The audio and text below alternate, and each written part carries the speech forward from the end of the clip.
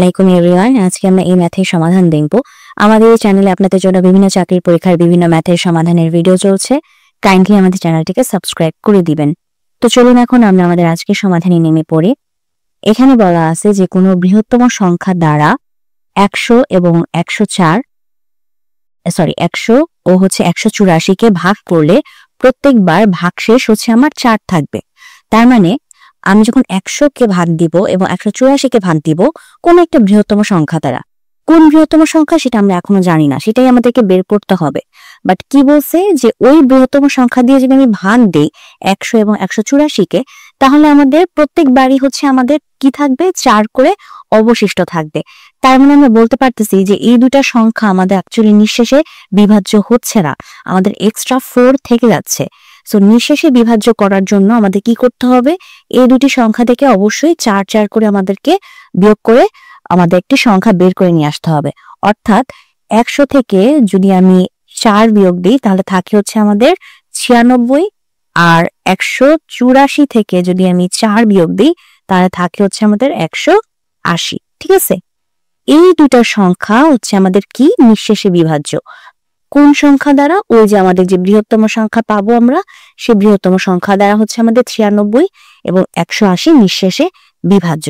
So এখন এই নিঃশেষে বিভাজ্য যেহেতু হবে 96 এবং 180, তাহলে এই নিঃশেষে বিভাজ্য হওয়ার কারণে এদের গসাগুটাই হবে গিয়ে ওই নির্ণয় সংখ্যাটা, যেহেতু নিঃশেষে বিভাজ্য হবে। কথা বুঝেন, আমাদের 96 এবং 180 কিন্তু নিঃশেষে বিভাজ্য সংখ্যা।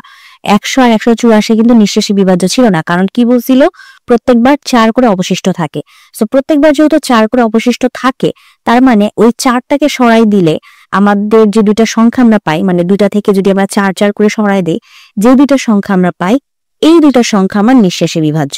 সো এই দুটি সংখ্যা যেহেতু নিঃশেষে বিভাজ্য, সো এদের কোন সংখ্যা দিয়ে আমরা নিঃশেষে বিভাজ্য করতে পারবো, এদের গসাগু দিয়ে আমরা এদেরকে নিঃশেষে বিভাজ্য করতে পারবো।